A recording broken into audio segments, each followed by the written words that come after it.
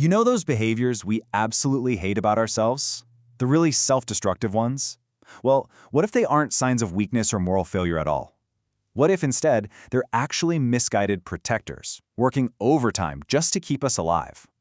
Today, we are diving into the ROFA framework for internal family systems, or IFS. It's this incredibly fascinating, non-pathologizing map of the mind that literally changes everything about how we view inner conflict. To really wrap our heads around this, I want you to ask yourself a super personal question right now. Who is driving the bus inside me? Like, are you feeling calm and open? Are you geared up for a fight? Or are you just completely checked out and numb? This one question is the foundation of our core visual metaphor today, and it's going to help us map out the entire ecosystem of your mind. All right, let's get right into it. The ROFA materials use this brilliant analogy. Imagine your mind as a bus. You aren't just one flat, unified personality. You've actually got all these different subpersonalities or parts riding together like an inner crew. And let's be real, sometimes they are absolutely fighting over the radio. Depending on what's happening in your day, any one of them might just lunge for the steering wheel. But our goal here isn't to kick anyone off the bus. It's just to learn to notice who is driving. Let's look at who actually should be driving: the self. Beneath all the mental noise and chaos, the IFS model says that every single one of us has a core self. And this is the real kicker. This self is fundamentally undamaged no matter what you have survived in life. You know the self is in the driver's seat when you feel things like calm, curiosity, clarity, and compassion. When the self has the wheel, nobody gets kicked off the bus, but nobody gets to hijack it either. But as you know, the self isn't riding solo.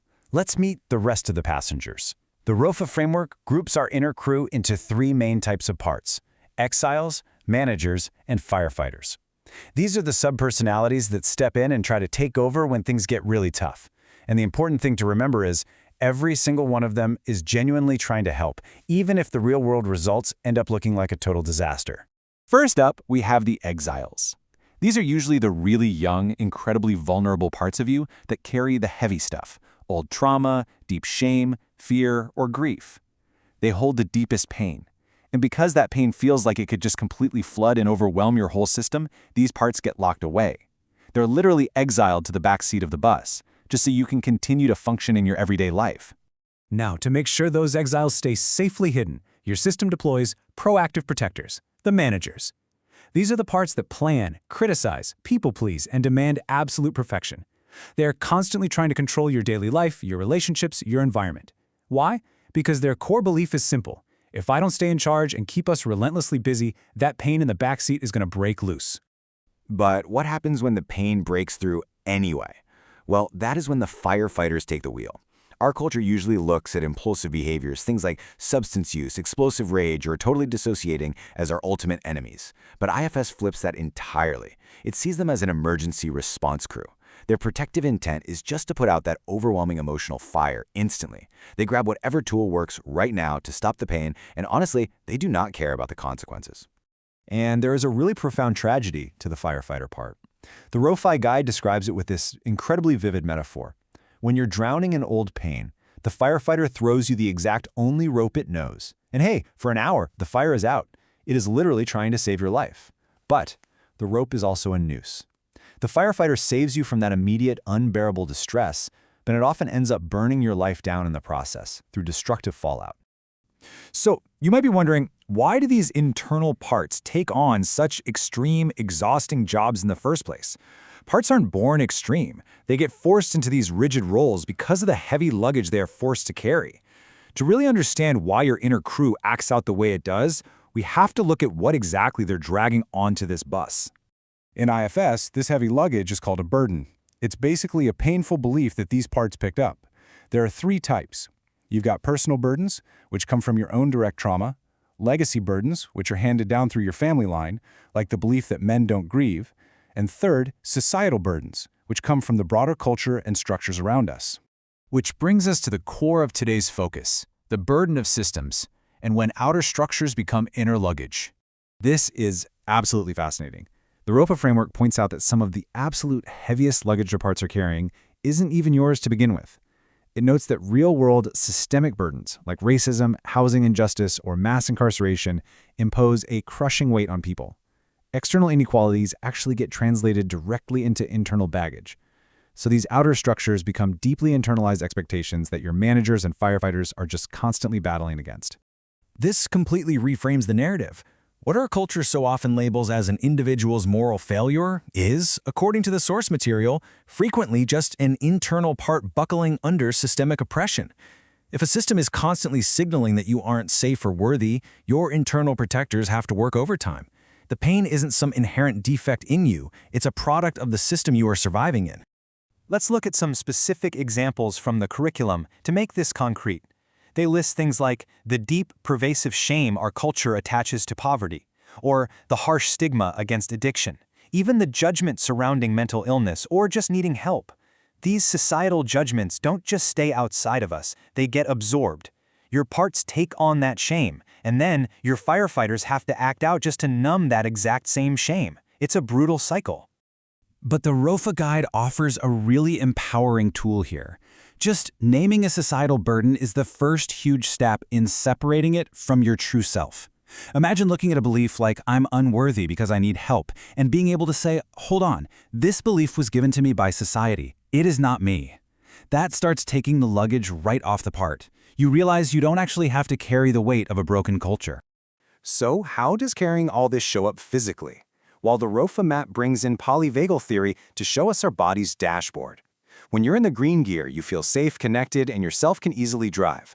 But those systemic burdens, they often shove us right into the red gear, that fight-or-flight state where managers and angry firefighters take over. Or they push us down into the gray gear, a state of total shutdown where numbing firefighters and exiles are running the show. So practically speaking, how do you map your inner crew to your actual physiology?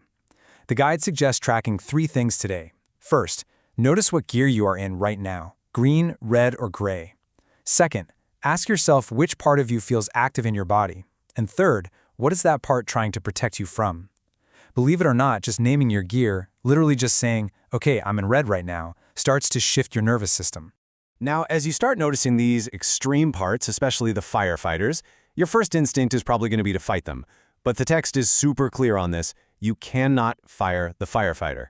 Ironically, going to war with a firefighter is the exact mechanism that causes it to strike the match again.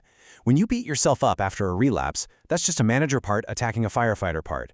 That whole internal war lands right on the exile, causes more pain, and forces the firefighter to suit up and act out all over again.